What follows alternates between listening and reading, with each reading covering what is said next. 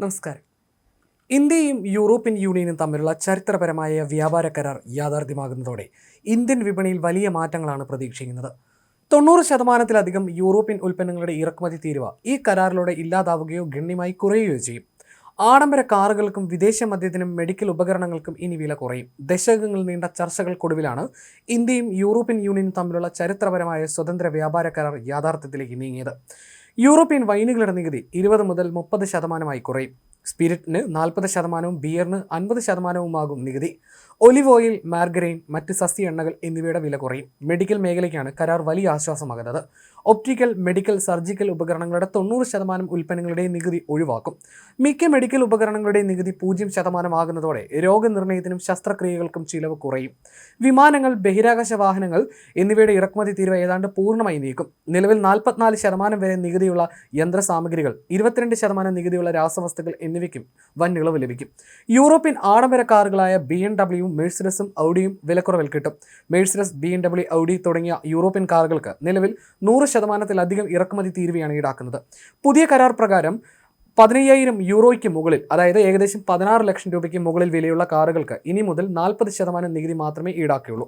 ഈ തീരുവ പിന്നീട് 10%ആയി കുറയ്ക്കും. ഇതോടെ ഇത്തരം ആഡംബര കാറുകളുടെ വിലയിൽ ലക്ഷക്കണക്കിന് രൂപയുടെ കുറവുണ്ടാകും. വേഗത്തിൽ വളർന്നുകൊണ്ടിരിക്കുന്ന ഇന്ത്യൻ വാഹന വ്യവസായത്തെ സംരക്ഷിക്കുന്നതിനായി ക്വാട്ട അടിസ്ഥാനത്തിലുള്ള നികുതി ഇളവുകൾ നൽകാനാണ് ഇരുപക്ഷവും തീരുമാനിച്ചിരിക്കുന്നതെന്ന് വാണിജ്യ മന്ത്രാലയത്തിലെ ഒരു ഉദ്യോഗസ്ഥൻ പറഞ്ഞു.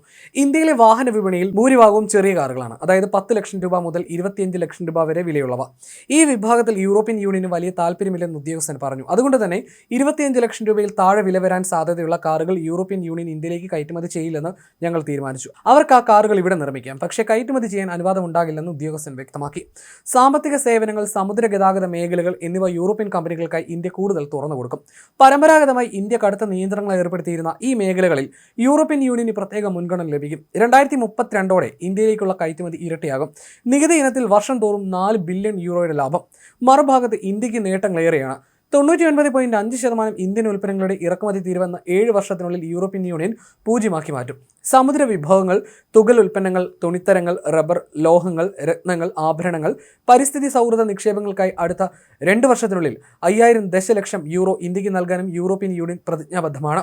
ഹരിതഗൃഹവാതക പുറന്തള്ളൽ കുറയ്ക്കുന്നതിനും പരിസ്ഥിതി സൗഹൃദ നിക്ഷേപങ്ങൾ പ്രോത്സാഹിപ്പിക്കുന്നതിനുമായി അടുത്ത 2 വർഷത്തിനുള്ളിൽ 500 ദശലക്ഷം യൂറോ ഇന്ത്യക്ക് നൽകാൻ യൂറോപ്യൻ യൂണിയൻ പ്രതിജ്ഞാബദ്ധമാണ്. മൊത്തത്തിൽ യൂറോപ്യൻ കയറ്റുമതിക്കാർക്ക് ഇന്ത്യയുടെ വിശാലമായ വിപണി തുറന്നു കൊടുക്കുന്നതിനൊപ്പം അതിവേഗം വളരുന്ന ഒരു ഉപഭോക്തൃ വിപണിയിൽ യൂറോപ്പിന്റെ സ്വാധീനം ഉറപ്പിക്കാനും ഈ കരാർ സഹായിക്കും.